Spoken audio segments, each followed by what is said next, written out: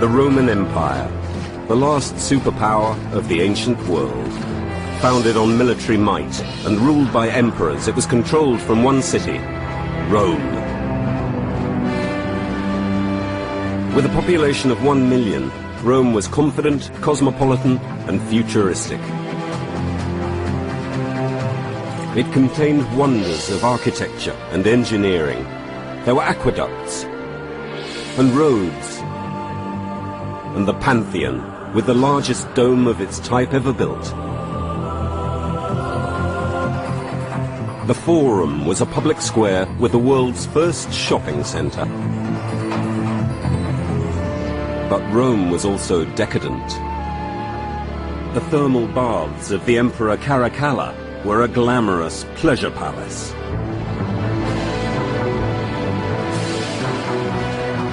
The Circus Maximus was twice the size of the largest stadium today. And then there was the Colosseum, an arena of entertainment built as a cathedral of death. The seven wonders of Rome pushed back the boundaries of what was possible. How were the Romans able to make such breakthroughs, over 1,000 years in advance of the rest of the world?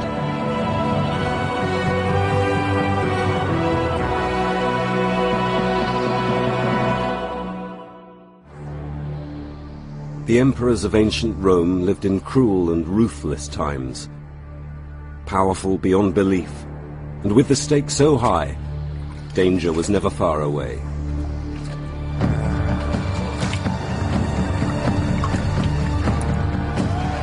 Some stayed alive by giving the people what they wanted. Others protected their reputations by building awe-inspiring wonders, far beyond anything ever seen before. No building could entertain more people than the Circus Maximus. It was the largest arena ever constructed. It held twice the number of spectators than today's biggest stadium. It offered the Romans the spectacle of speed, danger, and death. Here they came to watch feats of skill and daring and excitement and adventure. There was really nothing else like it. Half a kilometer long and 137 meters wide, the Circus Maximus was the arena for great spectacle, wild beasts, gladiators, and most famously, chariot racing. It could hold up to 350,000. Admission was free, paid for by the state. But for the Emperor Trajan who'd built it, it was well worth the expense. This was premium advertising space. Trajan, like most emperors, wanted to build a lasting monument to his own glory, and the Circus Maximus was the obvious place. There he could meet the crowds, and he could meet them famously on the same level. Trajan fancied himself a man of the people. The arena allowed Trajan to entertain 1/3 of Rome's population in one sitting. In the middle of the track, he built a centerpiece 300 meters long. It was called the Spina, and represented the broken back of Rome's enemies. The centerpiece was an obelisk towering 25 meters high. It had once displayed the power of Ramesses II, the greatest pharaoh. Now it had a new master, Rome. Earlier attempts at building stadiums had all ended in disaster. The very first Circus Maximus was built 500 years earlier. Made of wood, the structure was prone to fire and had to be replaced many times. But by 100 AD, Trajan set about rebuilding it once and for all. The Emperor Trajan refurbished it and replaced what had been a largely wooden structure with a magnificent building of marble and stone. Really the first permanent circus which the Romans had ever had.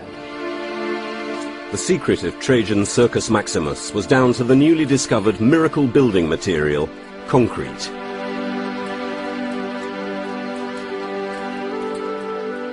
This magical mixture was to liberate architecture, and the Romans were the first to develop it. Concrete certainly had its benefits from the Roman emperor's point of view, in that it made it possible to build at a much more rapid pace than had been the case before. But also the Roman emperors were building complexes that were larger and larger to accommodate more and more people.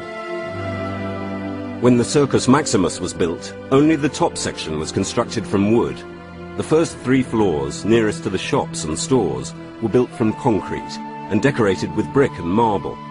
This fireproof structure allowed shops to be developed right along the length of the stadium, and despite the risk of fire from the many arcades, the building survived for 500 years. The Roman people had never experienced a stadium like it.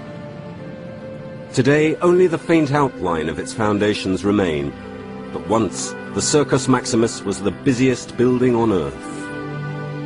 When you arrived at the Circus Maximus, you would enter the structure through an arched gate and arrive in a system of corridors, looking almost underground, so that when you got out towards your seat, you would be blinded, and you would need a second to adjust your eyes to the spectacle in front of you.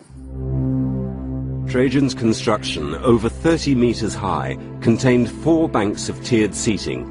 It looped around the track to a length of nearly 1,400 meters. The writer Pliny described it as beautiful as a temple, a sight to be seen for its own sake, quite apart from the spectacles contained therein.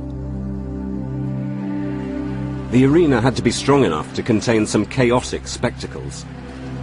At one event, 63 leopards, 40 bears and elephants were released. To increase crowd safety, a ditch was dug, running 3 meters wide and 10 deep all around the edge.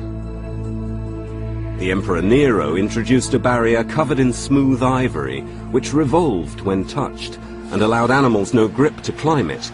It meant the action could take place right in front of the spectators. The Circus Maximus was so large, it needed spectacles on a grand scale to match its size. And claiming 50 deaths a year, nothing gripped the Roman crowds more than chariot racing.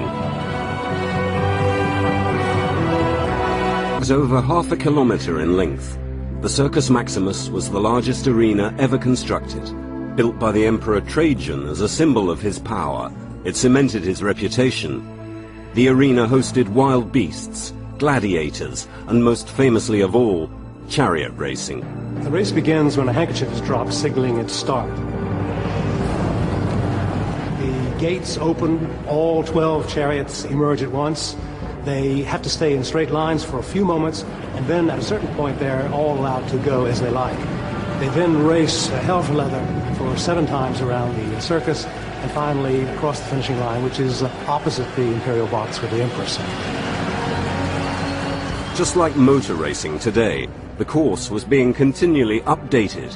The most dangerous parts of the track were the corners, where the teams cut the shortest course around the turning post. Chariots would collide, and charioteers would be trampled underfoot. 50 died every year. If they managed to survive, charioteers became glamorous superstars. I suppose we might think of the charioteers as being somewhat like modern pop stars or movie stars or even racing drivers. They attracted a huge cult following and enjoyed all the glamour and all the money and all the prestige that came from that. We do know the name of one charioteer, Scorpus, and from him we get just a glimpse of the excitement and the glamour and sometimes the pathos that was associated with being a charioteer. He won 2,000 races, but he died in the Circus Maximus, only age 27. Spectators placed bets on the different colored teams.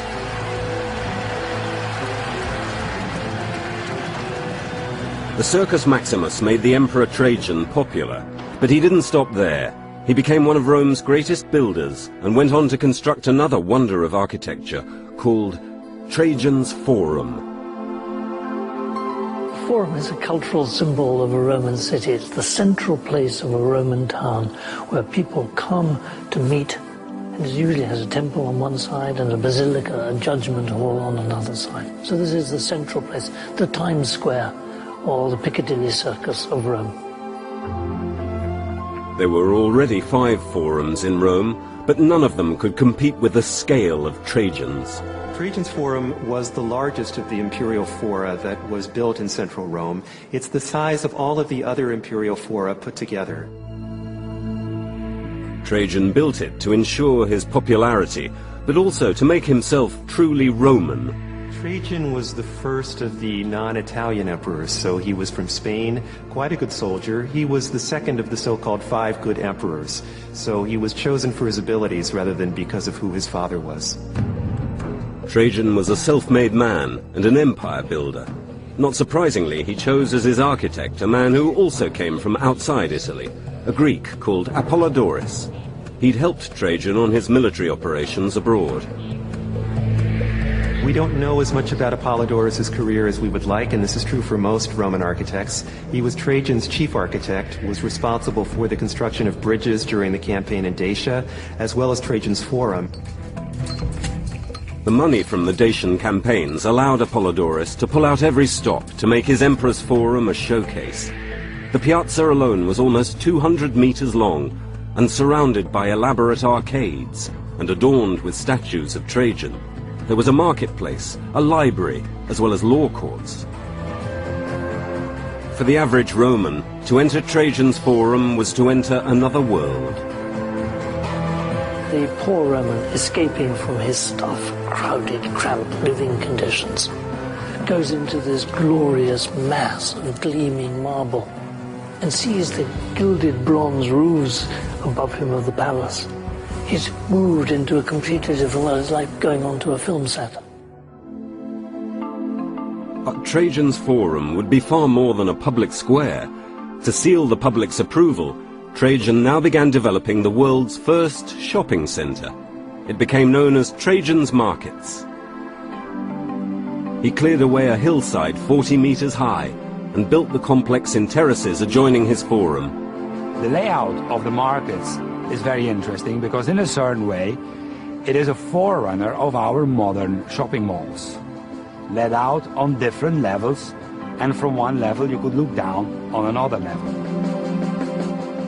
This was a futuristic design, an entire center of different spaces on different levels with raised walkways and streets containing 150 shops on 5 floors. And here for the moment we're walking along a corridor on which open up some of the shops of this complex.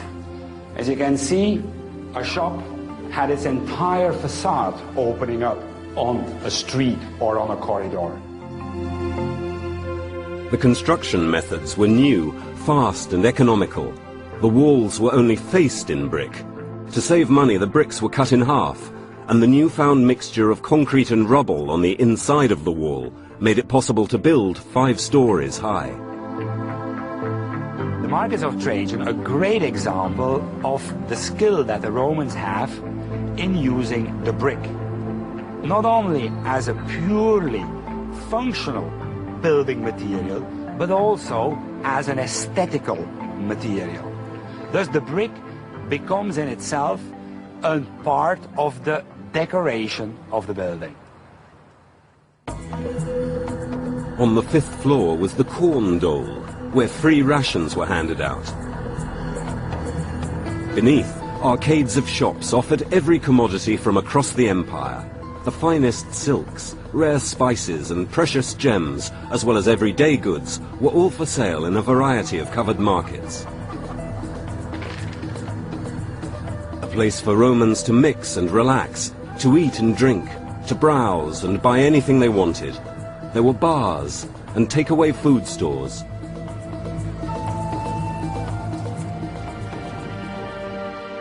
Trajan helped to make Rome the most sophisticated place on earth.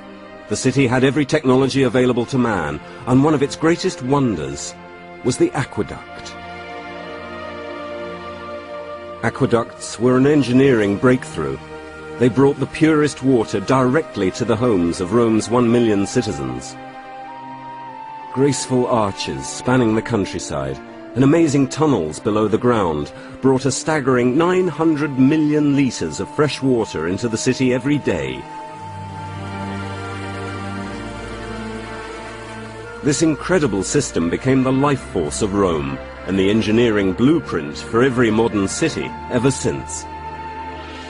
Rome was an extraordinarily hot city then, as it is now, and one of the things the emperors and those in charge of building were most concerned about was a ready supply of water. So there are fountains then as well as now on almost every corner, and this would have been true also for the courtyards of the elite houses.